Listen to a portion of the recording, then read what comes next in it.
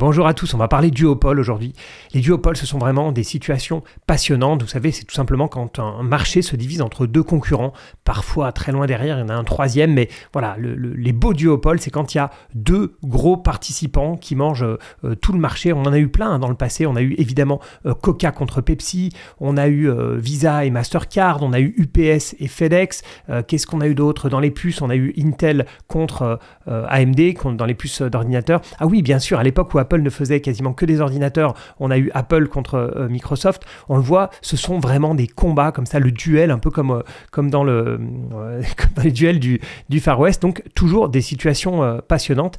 Et celui dont j'aimerais parler aujourd'hui, c'est celui qui a lieu dans l'aviation civile entre Boeing, le géant américain, et Airbus, le géant européen. Ici, on fait face à un duopole qui est quasi parfait. Je dis parfait parce qu'on trouve souvent d'autres concurrents dans les autres secteurs. Je disais Visa, Mastercard, mais on peut dire qu'il y a Amex qui a quand même des parts de marché qui sont non négligeables. Mais ici, c'est un pur duopole. Je ne pense pas que vous ayez volé sur un vol commercial dans un autre avion que Boeing ou Airbus.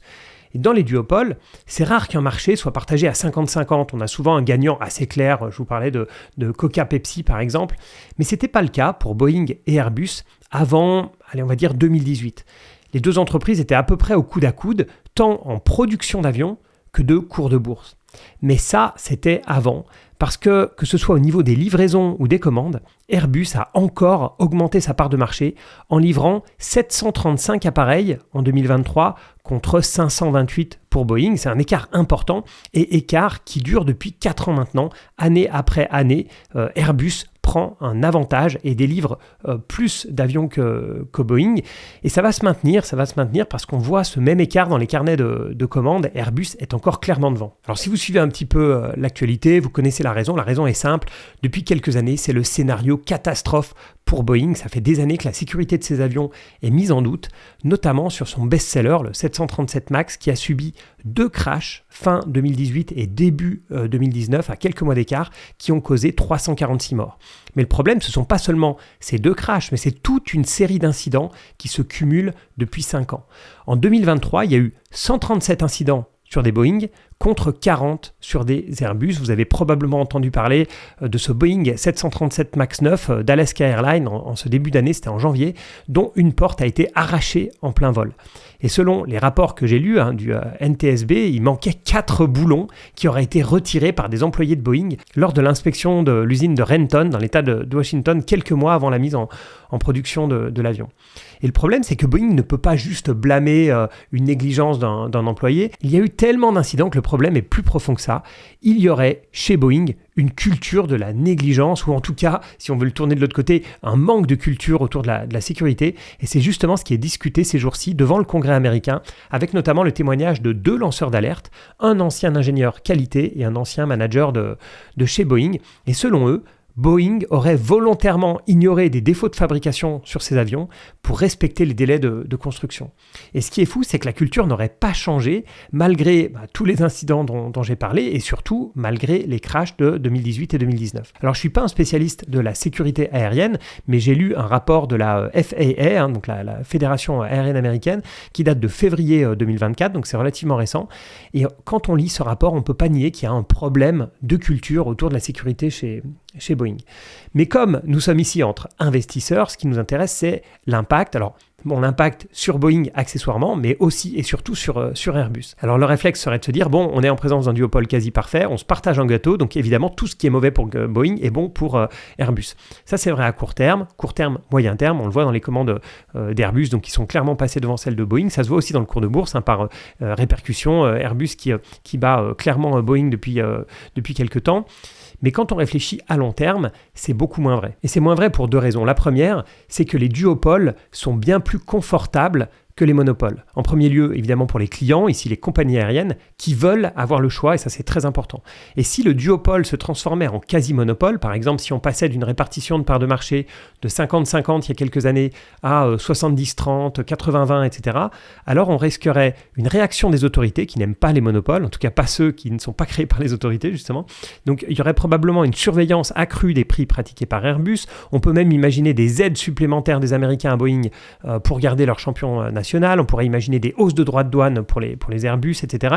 Et surtout, une autre possibilité qui pour moi est la plus dangereuse, c'est que si les problèmes de Boeing venaient à s'aggraver encore plus, les compagnies aériennes se tourneraient probablement vers le troisième acteur. Et oui, je ne vous ai pas encore parlé de ce troisième acteur parce qu'il n'est pas encore réellement sur le marché.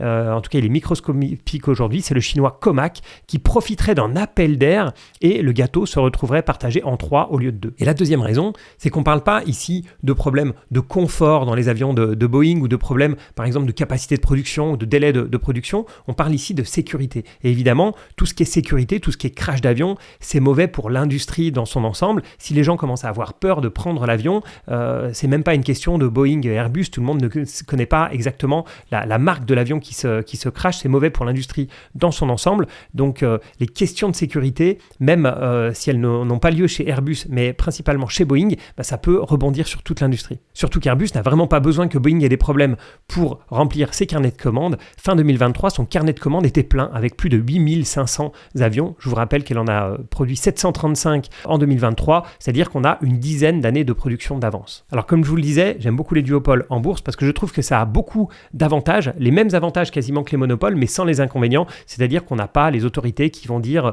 voilà, il y a des problèmes antitrust, il faut diviser la société, ou alors vous ne pouvez pas racheter tel concurrent parce que vous avez trop de parts de marché. Le duopole, c'est un système qui arrange un petit peu tout le monde, mais je préfère les duopoles dont les deux entreprises sont en bonne santé. Il y a bien sûr mes actions favorites Visa Mastercard, il y a aussi des Standard & Poor's, Moody's, etc.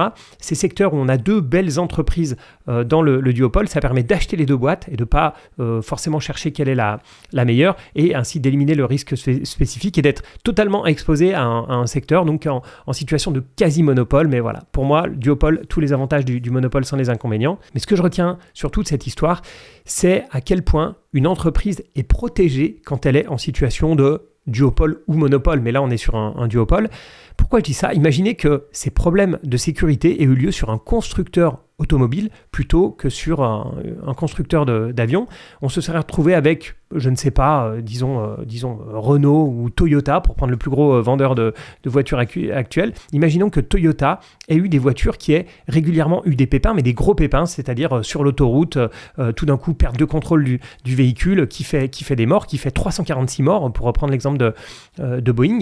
Imaginez la perte des parts de marché qu'il y aurait eu. Ça aurait été énorme, bien plus massif que ce qu'on a vu sur Boeing. Mais pire que ça, l'entreprise aurait dû immédiatement réagir. Quand je dis immédiatement, c'est après 1 ou 2 accidents qui fait 2-3 morts. Il y aurait dû avoir une prise de conscience très forte de l'entreprise, communication dans les médias, et surtout énormément de nouvelles réglementations, de nouveaux process qui sont mis en place, etc. L'entreprise aurait clairement dû montrer patte blanche. C'est pas du tout ce qui s'est passé chez Boeing. Boeing a mis énormément de temps à réagir. Elle a essayé de mettre un petit peu les trucs sous le tapis.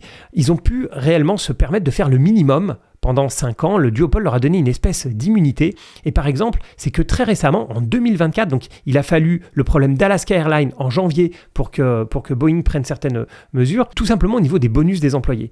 Les bonus des employés chez Boeing étaient fixés à 75% sur des paramètres financiers et à 25% sur des paramètres beaucoup plus opérationnels comme la qualité ou la sécurité. Donc la sécurité, les critères de sécurité, ça comptait à peu près 10% du bonus des employés. Alors là, on va du management jusqu'en bas. Et donc, après le problème de la porte sur le vol Alaska Airlines, ils ont modifié les critères des bonus pour qu'il y ait 60% sur la partie qualité sécurité et donc 40% sur des données financières. Mais il leur a fallu 5 ans ou plus de 5 ans pour réagir, là où une entreprise dans un secteur beaucoup plus concurrentiel aurait dû réagir immédiatement. Alors maintenant, j'attends vos commentaires. Que pensez-vous de la situation d'Airbus ? À quel point est-ce que vous pensez qu'Airbus a gagné avec tous les problèmes de Boeing ? Est-ce que Boeing va réussir à s'en sortir ? Est-ce que le chinois Comac va pouvoir vraiment en profiter ? Et d'une manière générale, est-ce que comme moi, vous aimez beaucoup les duopoles, ou est-ce que ce sont des situations que vous tenez à éviter parce que vous aimez la compétition dans un marché ? Dites-moi bien sûr tout ça en commentaire. Merci à chaque fois pour vos commentaires, je les lis mais j'ai pas le temps de répondre malheureusement. Merci encore pour tous ceux qui me donnent des 5 étoiles sur le podcast. Je vous vois à chaque fois, merci beaucoup, c'est super sympa, j'en ai eu 3 récemment, merci à vous. Et puis bien sûr à bientôt pour d'autres podcasts et d'autres vidéos.